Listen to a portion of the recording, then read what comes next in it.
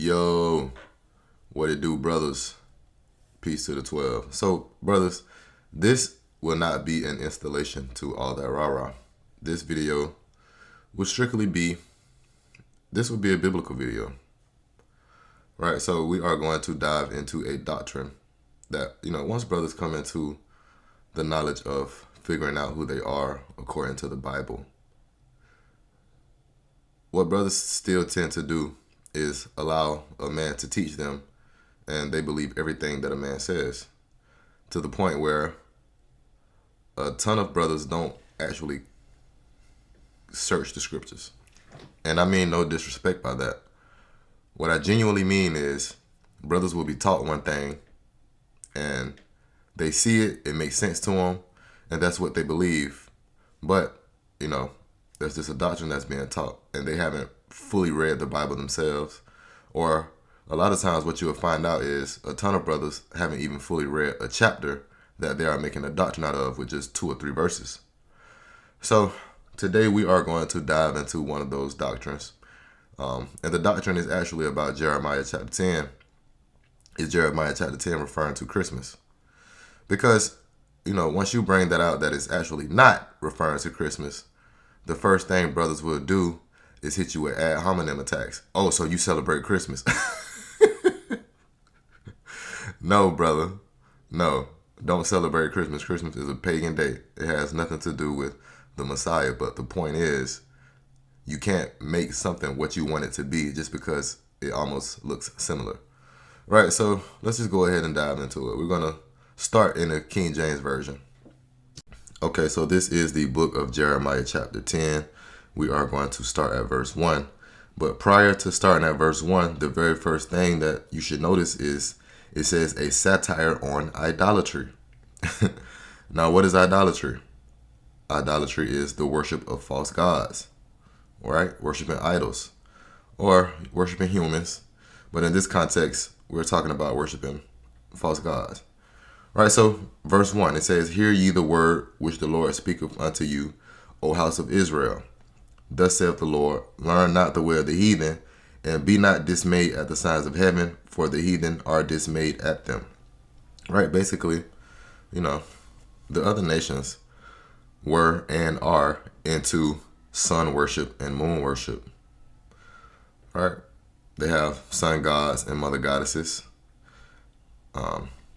You have characters like Ra, who was the sun god of ancient Egypt. You have Amaterasu, who I believe is the Japanese sun god. Of course, you have Apollo, who was the sun god in ancient Greece. You have Mithra, who is the Buddhist sun god. Right, so, you also have mother goddesses like Diana, who is found in the book of Acts chapter 19, who the Ephesians were worshiping.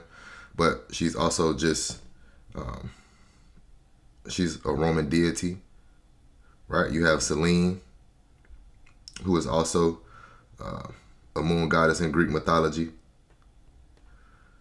You have Luna, who is the Roman moon goddess. I mean, it's all over. The point is, this is what the other nations are into. The nation of Israel, the children of Israel, are not supposed to be worshiping the moon and the sun. We worship the creator of the moon and the sun.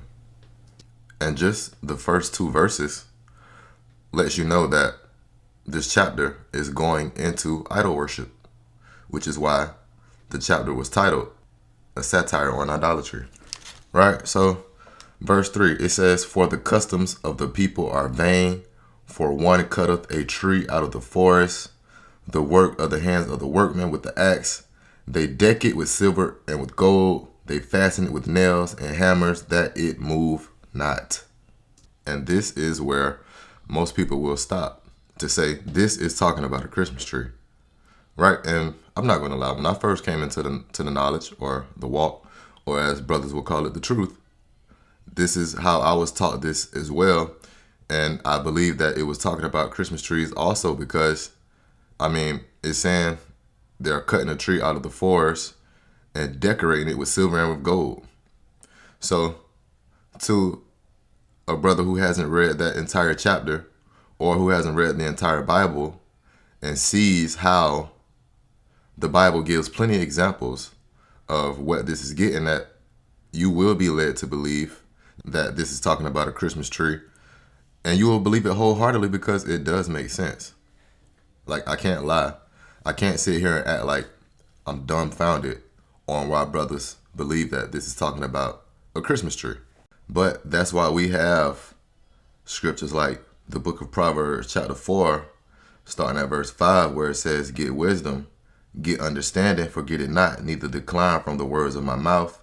Forsake her not, and she shall preserve thee. Love her, and she shall keep thee. Verse 7 says, wisdom is the principal thing. Therefore get wisdom, and with all thy getting, get understanding. So we have to get understanding on what we are reading because, as men, it's in our nature to turn around and teach what we've learned. So therefore, if you are teaching that something is talking about something that is not, then you are leading people astray.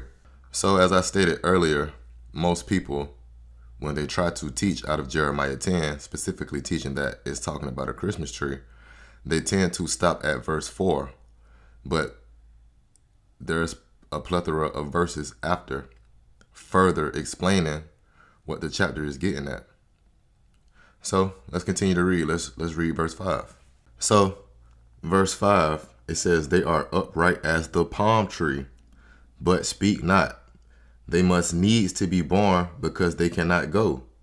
Be not afraid of them, for they cannot do evil, neither also is it in them to do good.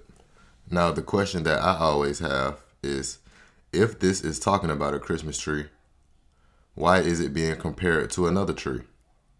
It would just say the tree stands upright. But it says they are upright as the palm tree. What is upright as the palm tree? But speaks not. We know trees don't speak. Right? So verse 6, it says, for as much as there is none like unto thee, O Lord, thou art great, and thy name is great in might. So now it goes back to the one true creator, because there is no comparison. There is none like him. There is no idol worship or no idol that compares to the Most High. Now, let's do our own comparison. Let's switch gears right quick. So this is the book of Jeremiah chapter 10 in the NIV, right? And it's titled God and Idols, right? So verse 1, it says, hear what the Lord says to you, people of Israel. This is what the Lord says. Do not learn the ways of the nations or be terrified by signs in the heavens, though the nations are terrified by them. For the practices of the people are worthless. They cut a tree out of the forest, and a craftsman shapes it with his chisel. Hey, do you know what it means to chisel something? Let's read it. Let's read the definition. Well, the verb, anyway. It says to cut or shape something with a chisel, right? To carefully chisel out a groove for the hinge. And the actual definition of a chisel is a long-bladed hand tool with a beveled cutting edge and a plain handle that is struck with a hammer or mallet, used to cut or shape wood, stone, metal, or other hard materials. So it's letting us know that the tree was used as wood, and it was being chiseled by the craftsman, or as the KJV would say, the worksman with the axe. Right? So verse 4 says, they adorn it with silver and gold. They fasten it with hammers and nails so it will not totter. Right? They don't want it leaning. In verse 5, it says, like a scarecrow in a cucumber field, their idols cannot speak. They must be carried because they cannot walk. Do not fear them. They can do no harm, nor they do any good. And then verse 6, no one is like you, Lord. You are great, and your name is mighty in power. So Jeremiah in chapter 10 is comparing the idols to the Most High and saying, Most High, you are everything. These idols that these people create when they cut down a tree and they decorate it, they have nothing on you. Now, let's go back to the KJV, right? So we stopped at verse 6 in the KJV, which is where I read up to in the NIV, just to compare them and see that they are saying the same thing. But the way that the KJV is written, I could understand it being a little more difficult to come to that conclusion that is talking about idols, which is why we have to continue to read the chapter.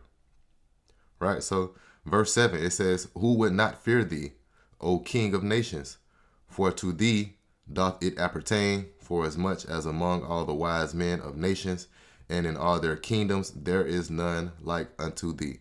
So Jeremiah is saying these people round about have no reason not to fear you. There is no comparison to you.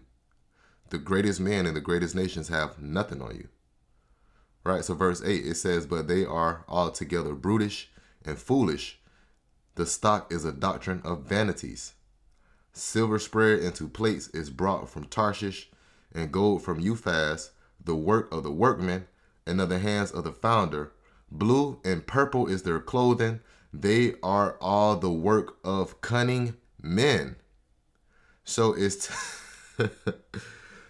so not only is it telling you what's going on, it's telling you exactly how they decorate it and how they clothe their idols. And it says they are the work of cunning men. Now, do Christmas trees, or are Christmas trees dressed in purple and blue? Because purple and blue are two colors of royalty, right? For brothers who know about our history in Europe, they know that we were called blue bloods, right? You have the movie Avatar. You know what? I'm not going to get into all that. I'm not going to get into all that. But the point is, blue and purple are colors of royalty, and this is what they dress their idols in. Right now, let's jump back to the NIV for comparison. So verse 7, it says, "Who should not fear you, King of the nations? This is your due. Among all the wise leaders of the nations and in all their kingdoms, there is no one like you. They are all senseless and foolish. They are taught by worthless wooden idols." Verse 9 says, "Hammered silver is brought from Tarshish and gold from Uphaz. What the craftsman and goldsmith has made is then dressed in blue and purple, all made by skilled workers." So, the further you read into Jeremiah chapter 10, it starts to answer itself. If you are confused at, verse 3 and verse 4, trying to understand exactly what it's talking about, the more you read, the more the chapter explains itself. Because Jeremiah chapter 10, you have to read the whole chapter to understand the thought of what he's getting at. Right? If you just read the first 4 verses in anything can be taken out of context. So therefore, it will behoove brothers to read whole chapters instead of being told or reading what they are being told to read. No. With all thy getting, get understanding. Read the whole thing and see if that makes sense. Okay, so brothers, we are back in the KJV, starting at verse 10 in the book of Jeremiah chapter 10, which reads, "But the Lord," let's start at verse 9 to contextualize verse 10. Right, so it says, "Silver spread into plates is brought from Tarshish, and gold from Uphaz, the work of the workmen, and of the hands of the founder. Blue and purple is their clothing. They are all the work of cunning men. But the Lord is the true God. He is the living God, an everlasting King. At his wrath the earth shall tremble, and the nations shall not be able to abide his indignation. Thus shall ye say unto them, the gods that have not made the heavens and the earth, even they shall perish from the earth and from under these heavens. He hath made the earth by his power. He hath established the world by his wisdom, and hath stretched out the heavens by his discretion." Verse 13, "When he uttereth his voice, there is a multitude of waters in the heavens, and he causeth the vapors to ascend from the ends of the earth. He maketh lightnings with rain, and bringeth forth the wind out of his treasures." Right, so verse 14. Verse 14 says, "Every man is brutish in his knowledge, Every founder is confounded by the graven image, for his molten image is falsehood, and there is no breath in them. Verse 15, it says, they are vanity and the work of errors. In the time of their visitation shall they perish. And verse 16, it says, the portion of Jacob is not like them, for he is the former of all things, and Israel is the rod of his inheritance. The Lord of hosts is his name. So start from verse 9, and when you read all the way through verse 15, and I read verse 16 just to show that Jacob or Israel is not supposed to be doing what the other nations are doing, which is what verse 2 said. But from verse 9 through 15, Jeremiah is explaining the Most High's power and saying that the idols created by the nations round about have nothing on the Most High. This chapter is about the Most High and idols.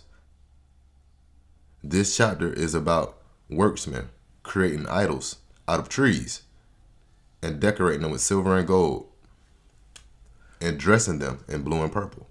Now, let's jump back to the NIV, and we are going to start at verse 9 in Jeremiah chapter 10, which reads, hammered silver is brought from Tarshish and gold from Uphaz. What the craftsman and goldsmith have made is then dressed in blue and purple, all made by skilled workers. Verse 10, but the Lord is the true God. He is the living God, the eternal King.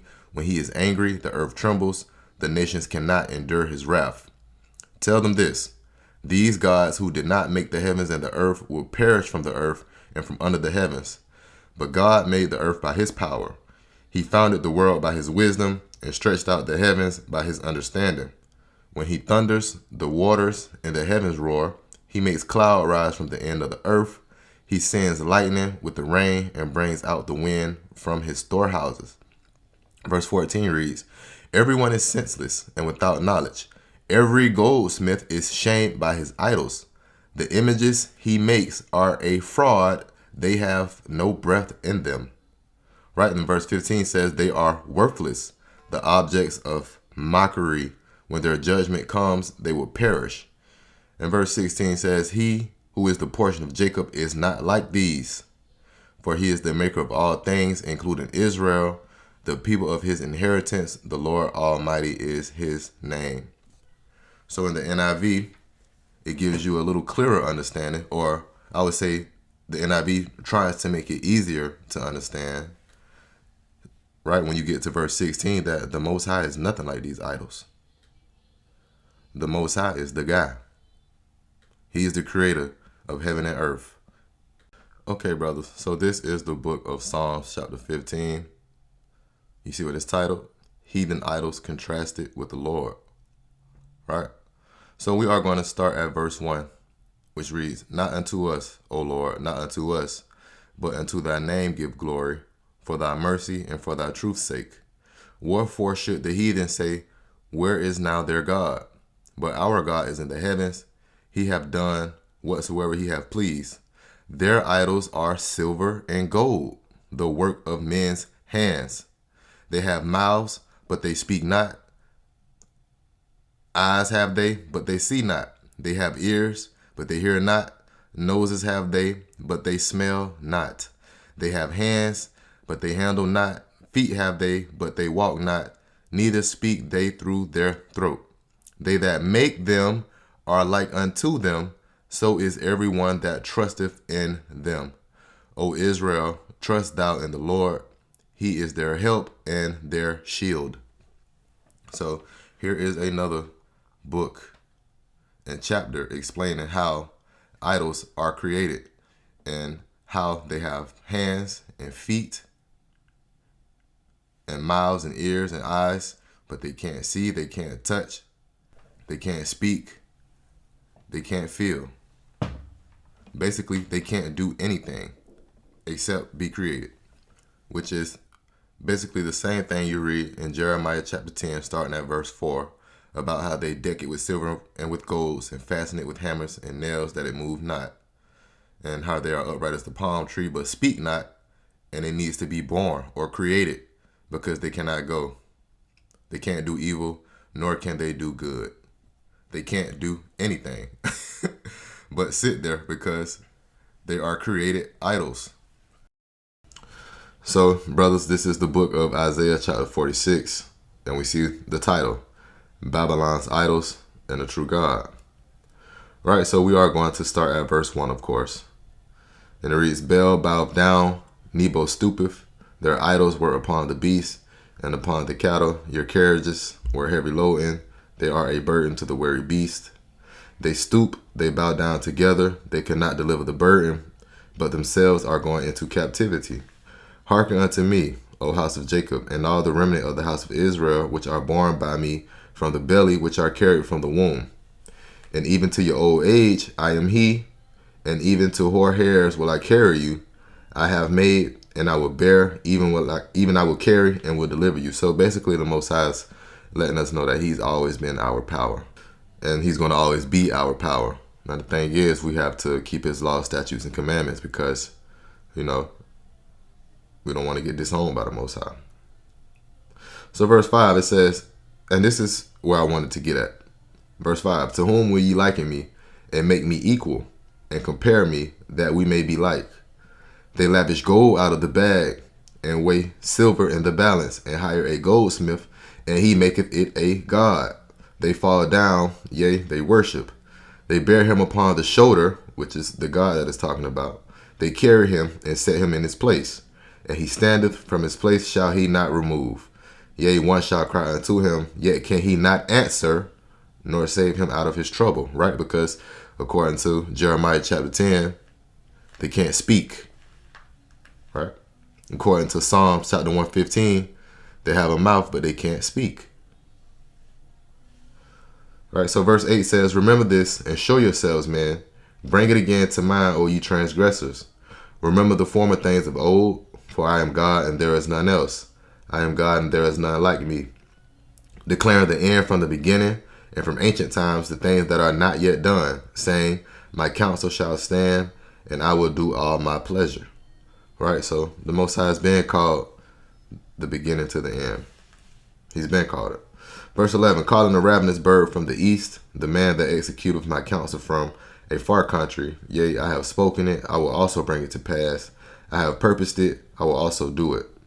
Hearken unto me, ye stout-hearted that are far from righteousness. I bring near my righteousness, it shall not be far off, and my salvation shall not tarry, and I will place salvation in Zion for Israel, my glory. So Israel is still the Most High's people. But a ton of our people are into idol worship, right?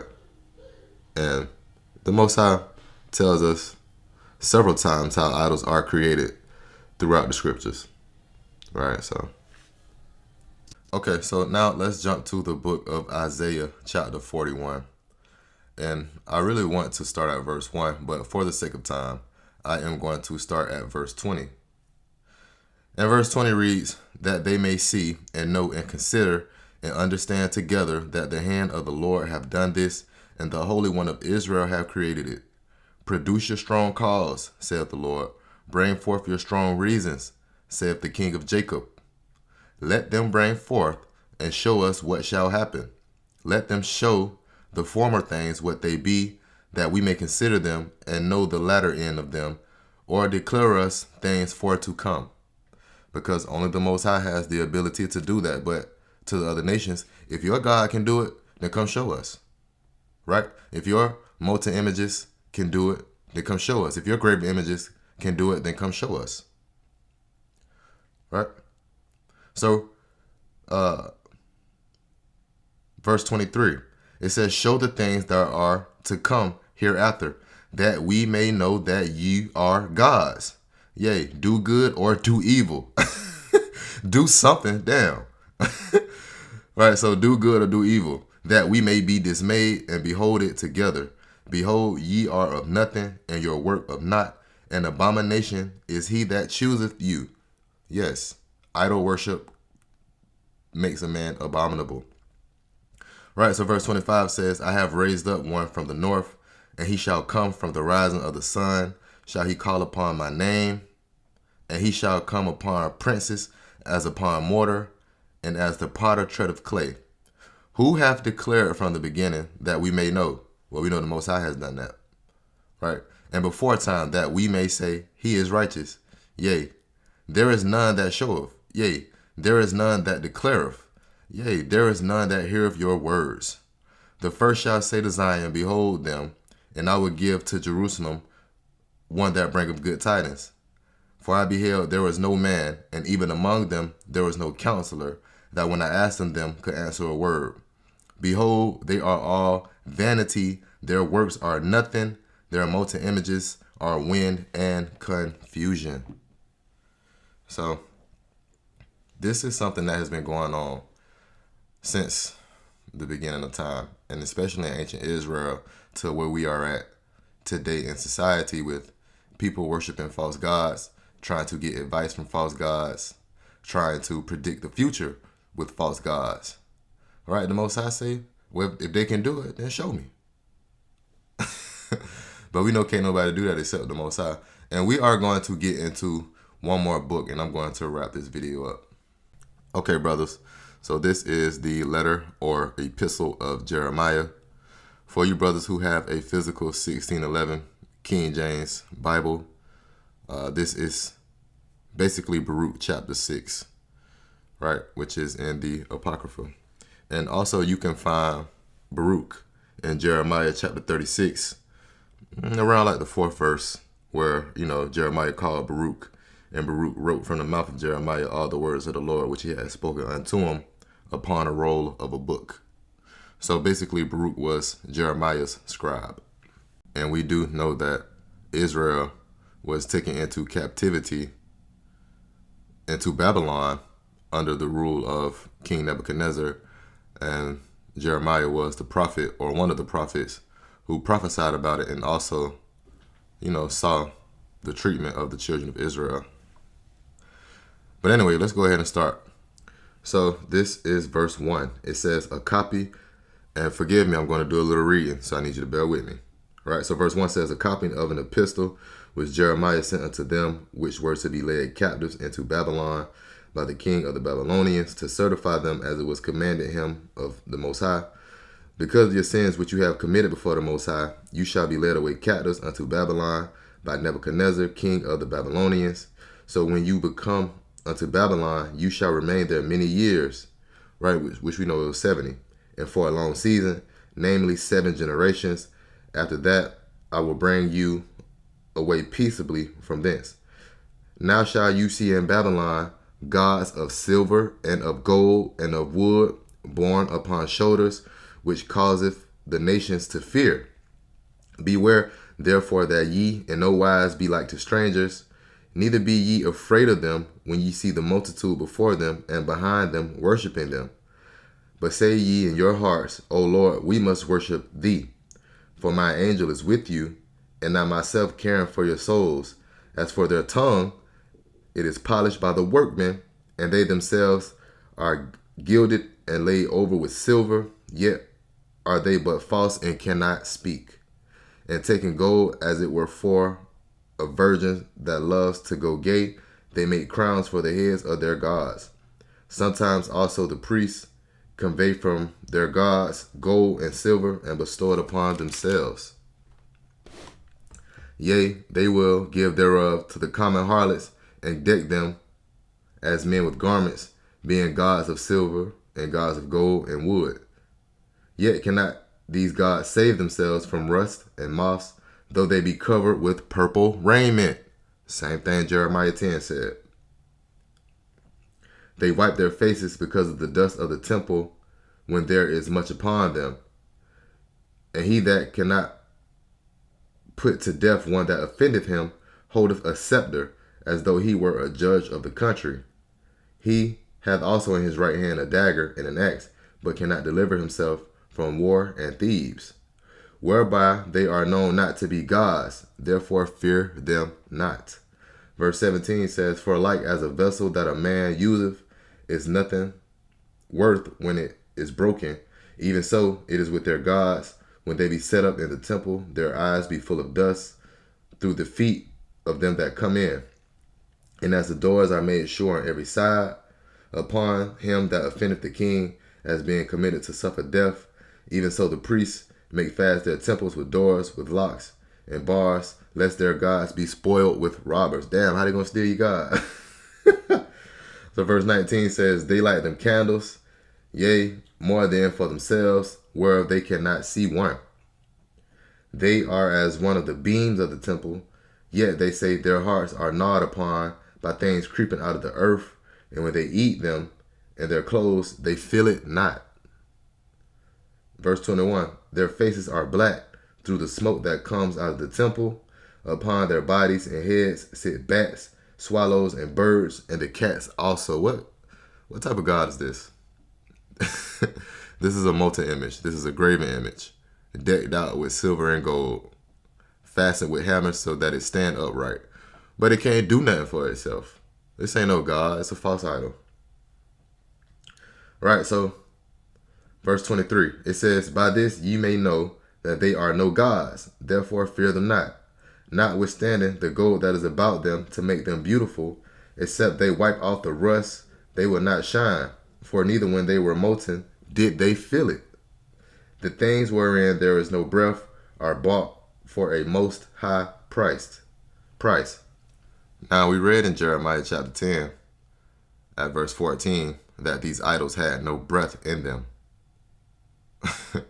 So now we can see it again that these idols with no breath in them are purchased at a high price. Right? So let's keep going. So verse 26 says, they are borne upon shoulders, having no feet, whereby they declare unto men that they be nothing worth. They also that serve them are ashamed. For if they fall to the ground at any time, they cannot rise up again of themselves. Neither if one of them set upright can they move of themselves. Neither if they be bowed down can they make themselves straight. But they set gifts before them as unto dead men. Right? So even the people know that their gods are false. Their gods aren't worth anything. If their God fall over, they have to pick their God up. They have to clean their God. They have to wipe their God's face off if it has smoke or dust on it.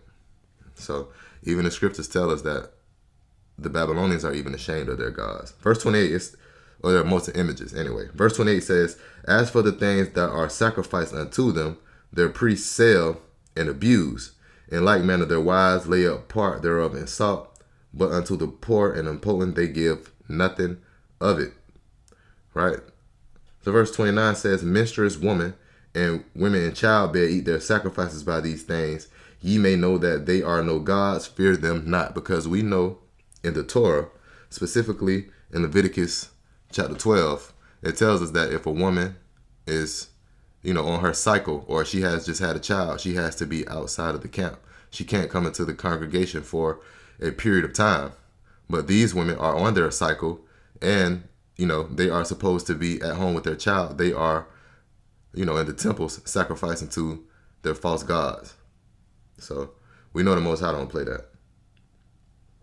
So verse 30 says, for how can they be called gods? Because women set meat before gods of silver, gold, and wood. And the priests sit in their temples, having their clothes rent, and their heads and beard shaven, and nothing upon their heads. They roar and cry before their gods, as men do at the feast when one is dead. The priests also take off their garments and clothe their wives and children. Whether it be evil that one doth unto them, or good, they are not able to recompense it. They can neither set up a king nor put him down. So you have people taking, the purple robes off of the idols and placing them on their children. And the idol can't do nothing about it. Right? It said, verse 34 says, whether it be evil that one doeth to them or good, they can't recompense it. They can't pay them back. They can't trade good for good. They can't trade evil for evil. They're just there. Right? So verse 35 says, in like manner, they can neither give riches nor money. Though a man make a vow unto them and keep it not, they will not require it. They can save no man from death, neither deliver the weak from the mighty. They cannot restore a blind man to his sight, nor help any man in his distress. They can show no mercy to the widow, no do good to the fatherless. Their gods of wood, and which are overlaid with gold and silver, are like the stones that be hewn out of the mountain. They that worship them shall be confounded. How should a man then think and say that they are gods, when even the Chaldeans themselves dishonor them? Right, so this chapter is pretty long. You brothers can finish the rest on yourselves, but I believe that the point is being made, man. Jeremiah chapter 10 is talking about idol worship. It's not talking about Christmas. Now, that doesn't mean that you should go celebrate Christmas, because Jeremiah chapter 10 is not talking about that. No, Christmas is a pagan day. It has nothing to do with the Bible. It has nothing to do with the Messiah. Matter of fact, all you have to do is Google Nimrod's birthday or Tammuz's birthday, and that would tell you that it's December 25th. So, point is, brothers have to stop taking things out of context to create a doctrine. And I'll also say this. There are followers of Christianity who understand that Jeremiah 10 is not talking about a Christmas tree. And what they will do is say, well, since it's not talking about Christmas, that means I can celebrate Christmas. No, that's not the case. And a ton of brothers also, when I say brothers, I mean brothers in the walk. They think that, when someone comes to the understanding that Jeremiah chapter 10 is not talking about Christmas, the first thing they do is say, oh, you celebrate Christmas. So, no, brothers have to understand nuance. If we are of the same faith, believing in the same higher power, then why would I do that when I know that's against the Bible? That's against the power that I worship. I say that to say a ton of brothers are still in the extremist mindset, right? Where if it's not one, then it has to be two. But they don't consider that the answer could be in the middle, which is 1.5, right? Just because I don't adhere to the doctrine that Jeremiah chapter 10 is talking about a Christmas tree, don't mean I will bring a Christmas tree in my house. So that's something that we have to change. We have to gain the ability to hear other people out, even if we disagree with them. Because what you may do is learn something new, and you may actually be taught. You may be edified. But if you are going into a conversation prideful, thinking that you know all of the answers, then, it's like someone talking to a brick wall. But anyway, brothers, with all that being said, yo,